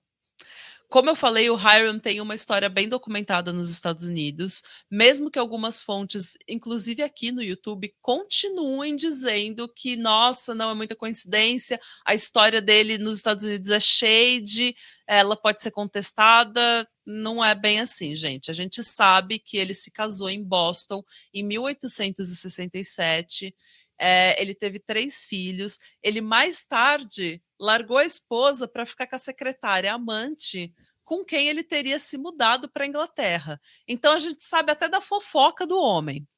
E assim, como ele teve muitas patentes registradas. Sim, é mais difícil você nos fingir, Estados né? Unidos e teve até uma disputa legal com Thomas Edison. A gente sabe não, ele era uma que pessoa pública. É muito difícil uma pessoa pública assumir não, uma ele nova identidade.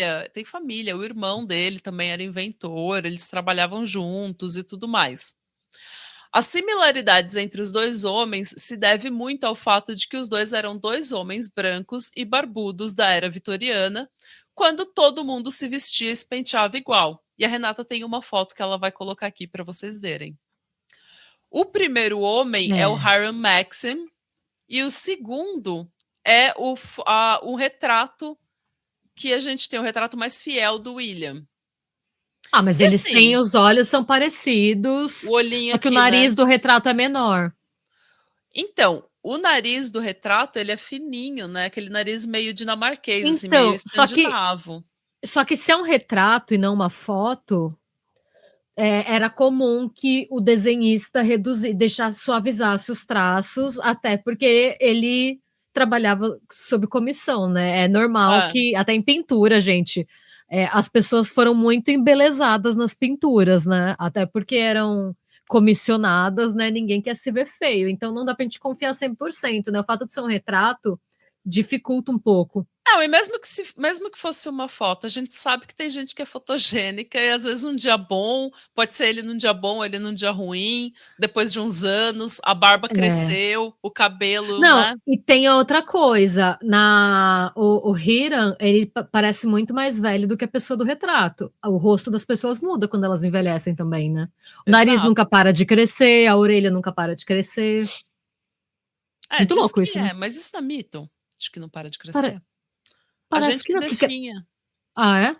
É? Pelo que eu sei é mito, porque a gente... A orelha não, a orelha eu sei que é verdade, o nariz eu não sei. A orelha não para de crescer mesmo? Eu vou até googlar. Tô fodida. Eu acho que é mito isso. Porque o que acontece é que a gente perde muita massa muscular e isso, inclusive, acontece ao redor do rosto. E daí essas partes que não tem músculo, elas ficam maiores. Não, Sei. eles aumentam de tamanho. Tá aqui, ó. É uma mistura de mito e verdade. Nariz e orelhas não crescem no sentido de produzir novas células após a adolescência, mas aumentam de tamanho devido à gravidade, perda de colágeno e flacidez da pele e cartilagem com envelhecimento. O efeito é mais notável a partir dos 60 e 70 anos, dando a impressão de alongamento. Eu estou, assim, A desolada. cartilagem muda. Se esse meu nariz continuar crescendo, gente, daqui a pouco Mas, o ó, Jack vai parar. as orelhas podem aumentar, em média, de 1 a 2 centímetros a cada 50 anos. Tá, as orelhas melhorou um pouquinho, né? Mas, poxa. E o Meu nariz fala, a crescendo, eu tô estrutura. ferrada. Eu vou ser Nariz, só nariz. Você não tem nada de errado com o seu nariz, Natália. Amada, Onde você o povo tirou me aí? chama de Felca, amada. Qual que é o problema? Chamaram de Trinity hoje também. Ou ontem, não lembro quando foi. Faz uns dias já que eu li esse O comentário. povo não se decide. Tem horas O que povo eles não se me amam, decide. tem horas que eles só falam. É porque o Felca, eles acham que sei lá, é um povo pálido, né? Eu e o Felca, a gente tem o mesmo cabelo, mesmo É que, na palhaço. verdade, vocês têm a mesma paleta de cores. Vocês têm a mesma cor de pele, de cabelo e de olho. Então. E o mesmo Mas eu não nariz, acho né? mas eu não acho a estrutural essa de vocês muito parecida, não. Eu acho que é mais as cores. Sei lá, mas eu tô desolada se não continuar crescendo. Porque eu venho de uma família de narigudos. Minha família, dos dois lados, de parte de pai e parte de mãe, é tudo narigudo. Mas pense que o nariz de todo mundo vai crescer. Não é só. Todos nós ficaremos todos narigudos no final. Quem tiver o privilégio de envelhecer. Mas, gente, ó, para complementar, né? Para completar, a gente sabe que é uma grande coincidência que na mesma época que o William declarou ter concluído sua metralhadora automática, um americano tenha chegado em Londres e desenvolvido uma arma extremamente similar à sua e ganhado uma fortuna, né? Tendo vivido o restante de sua vida no luxo e no conforto. Mas, às vezes, coincidências acontecem. Eu fiz um episódio para apoiadores sobre o boneco Robert, e eu falei sobre a invenção do Teddy Bear, do ursinho de pelúcia. Sim.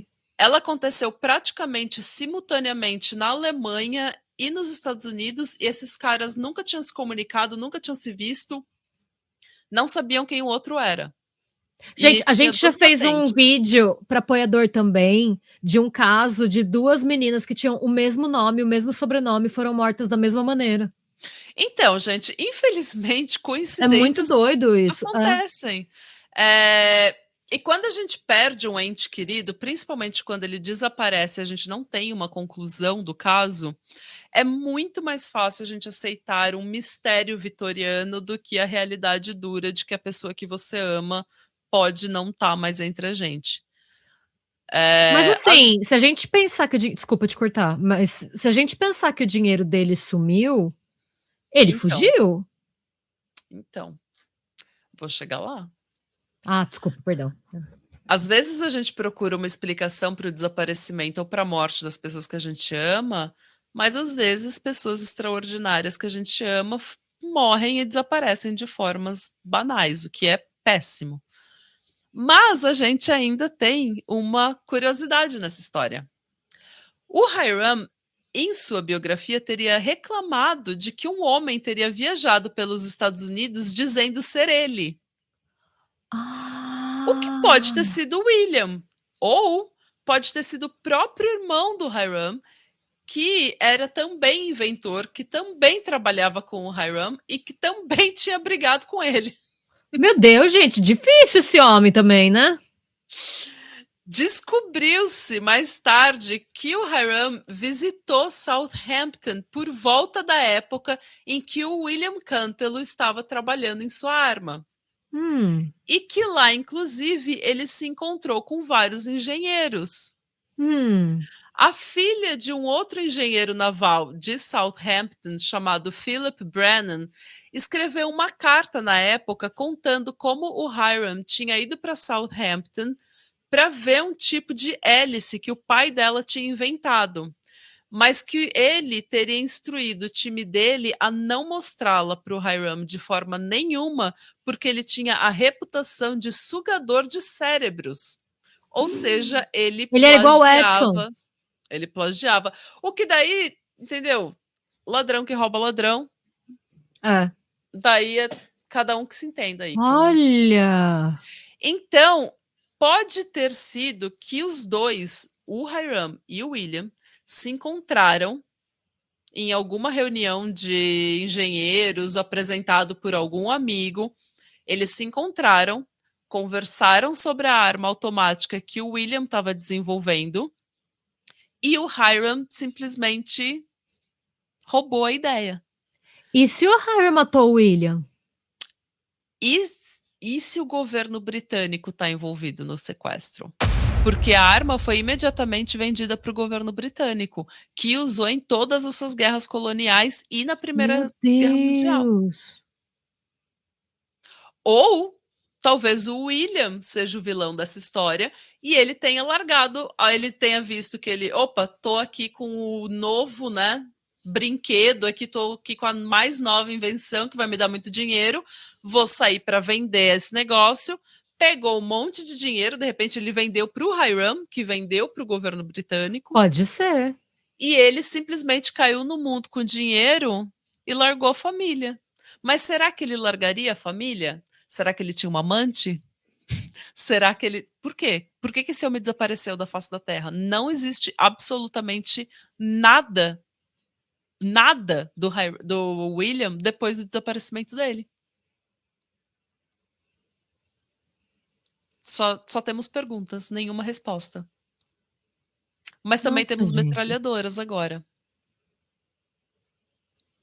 E é isso, gente. Essa é a história do sumiço do inventor da metralhadora. Meu Deus, gente. Eu fico me perguntando, será que de repente ele teve tipo uma consciência, tipo, eu não posso vender isso? Se eu vender isso, vai acabar em mãos erradas. Aí ele só pegou o dinheiro dele e saiu pelo mundo. Desistiu do que ele fez. Então, eu fico imaginando que se isso acontecesse, ele não ia largar a família dele. Mas o que eu imagino que possa ter acontecido é que ele tenha. Porque uma das teorias é de que uma das versões do desaparecimento dele é que ele empacotou tudo e saiu com o projeto dele para ir vender. Se ele de fato fez isso, ele pode ter vendido para o Hiram. Mas aí... Alguma coisa aconteceu com esse homem, gente. Ou ele foi tentar vender e sequestraram e mataram ele para ter a metralhadora, para ter a patente da metralhadora. Até porque se ele era tipo landlord de um pub, para quem que ele contou o que ele tinha, né? Por exemplo, pode ser também. Essa história me lembrou muito. Ou de repente era um vizinho que não aguentava mais esse homem atirando no túnel do pub, entendeu? Fazendo um barulho desgraçado na vizinhança. Aquela balbúrdia, daí ele falou, gente, vou acabar com esse homem hoje. De repente foi isso também, a gente não sabe. A gente não sabe de absolutamente nada. O cara desapareceu feito um fantasma. Ninguém viu. Você sabe que quando você começou a contar essa história, eu achei que fosse a história do primeiro inventor do projetor de cinema, que foi a mesma coisa, né? Foi? Ele também desapareceu? Ele sumiu no trem, ele levou a patente dele, ele levou a invenção dele no trem, e ele nunca saiu do trem. Ninguém sabe o que aconteceu com ele, só sabem que ele entrou no trem. Ou seja... Então, tem várias... Eu acho até que fosse a mesma história, porque é muito parecida. Conta pra gente se vocês querem ouvir esse caso também, porque é muito parecido. O cara parece que... Mas, nesse caso, a conta do cara não foi mexida, nada. Ao que tudo indica, ele foi morto por alguém. Roubaram literalmente e mataram o cara. Mas foi exatamente isso, mesma situação. O maluco tinha acabado de conseguir a invenção, era um fotógrafo. Ele foi com a invenção pra apresentar e sumiu no ar. Pois é. E eu acho que isso é mais comum do que a gente imagina. Sim. É por isso que eu fico me perguntando pra quem ele contou. Será que ele tinha essa malícia? Porque não é todo mundo que tem. Não. Principalmente se ele não é desse meio, porque ele parecia ser uma pessoa que, tipo, ele parecia ser uma pessoa muito criativa, mas que tinha a vidinha dele, que parecia ser meio que a gente com o podcast competindo com tipo, sei lá, com o Joe Rogan. Que é uma pessoa que está no mercado, que vive disso, que tá, sabe, tipo, Não, é como que se é a o podcast gente mais e o ouvido Joe no Rogan mundo. é como se a gente e o Joe Rogan tivesse pensado na mesma coisa, só que a gente sumiu, antes de conseguir É. apresentar nossa ideia. Gente, se isso Meio acontecer, vocês já sabem, vão atrás do foi o Joe Joe Rogan. Rogan. Foi o Joe Rogan. Tipo, alguma coisa assim, sabe, porque, me parecia isso, né, ele tinha bem menos renda, ele não tinha um histórico de trabalhar com patentes, era um engenheiro que brincava com umas invenções, assim, né. Se o Hiram foi de fato para Southampton, eu acredito que ele tá envolvido no assassinato? desaparecimento. Porque essa Mona era shady. Essa Mona era meio shady. Eu não E ele duvido, não. continuou desenvolvendo armas depois. Claro que sim. E é isso, gente. Eu espero que vocês tenham gostado desse vídeo. É isso que eu tenho para hoje. Gente, eu quero saber as teorias de vocês. Vocês já conheciam essa história? E que outras histórias de roubo? Tem muita história de roubo de invenção. Eu descobri, essa semana eu tava lendo um artigo falando sobre como os belos e malditos do Fitzgerald nada mais é do que, tipo, Fitzgerald tendo roubado os diários da Zelda, da esposa dele, e colocado. E aí eu finalmente... Você ouve falar disso? Sim, aí a Zelda acusou ele publicamente de plágio e aí ele internou ela num sanatório para mulheres insanas. Tentaram roubar Frankenstein da Mary Shelley também. Sim. Isso eu vi também. Então, assim, a gente sabe... Oi? Só que não conseguiram, porque ela tinha testemunha. Sim, porque ela escreveu no Castelo do Byron, né? Ela tava, então. um monte de gente viu, sim. Então. Então ela... Muitos dos trabalhos do Einstein falam que se você olha a letra da esposa dele, o Einstein tanto que o dinheiro do Nobel foi para ela, né? Então, tem muita coisa que era ela, né? E aí ele falava, não, deixa que eu publico. Ela era brilhante e ele falava que ela só ajudava ele com os cálculos. Que é tipo 90%, Mona? Do trabalho, É igual, nossa, o podcast é meu, a Renata só escreve tudo, edita tudo, faz tudo, que é tipo todo o trabalho, mas é totalmente meu, é só meu, eu que vou ganhar o Nobel. Ah, tá. Eu pensei num negócio que eu não vou falar aqui, depois que a gente desligar eu te falo. Mas eu acho que você sabe exatamente o que eu pensei. Sim. Ai, gente, mas aí conta pra gente casos de roubo de invenções que vocês gostariam de ouvir também, ou que vocês conheçam, que acham interessante, tá? Porque acontece muito. E deixa pra gente a sua teoria do que teria acontecido com o William. Sim. Ai, gente, pra mim sumiram com esse homem. Ou, eu não sei agora, mas porque o dinheiro sumiu. Eu fico pensando se não deram um apavoro dele, ele não fugiu pra proteger a família. Pode ter sido também. Pra ele ter sumido com parte do dinheiro. Porque se ele fosse abandonar a família, ele ia abandonar ele sem nada. Se ele não gostasse da família a ponto de abandonar. Mas ele deixou um dinheiro. Foi boa parte do dinheiro dele desaparecer, mas não foi tudo.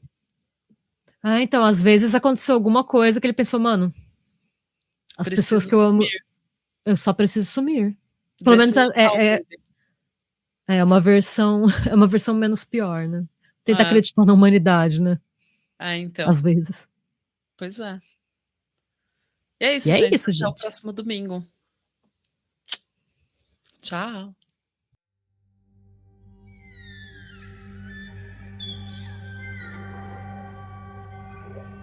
Where the path gives way to moss and stone, don't you stray too far alone. Where the ancient branches twist and groan, something waits you've never known. Billy went to fetch the pail, followed whispers on the trail, left his jacket on a nail just beyond the shadow veil. Now the sun hangs low and red, empty is his little bed. All the trees have taken